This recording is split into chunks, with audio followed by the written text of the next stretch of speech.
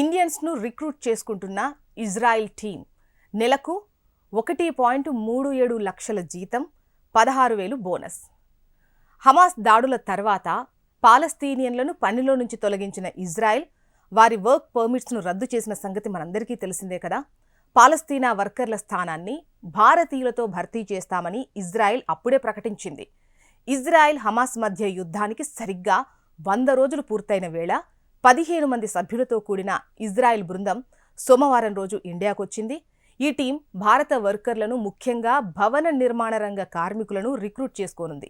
జనవరి 16న హర్యానాలో recruitment drive ప్రారంభించిన Israel team 20వ తేదీ వరకు బార్బెండర్, మేస్త్రి, టైర్, కార్పెంటర్ తదితర ఉద్యోగాల కోసం 10,000 మందికి పైగా అభ్యర్థులను ఎంపిక చేయనుంది.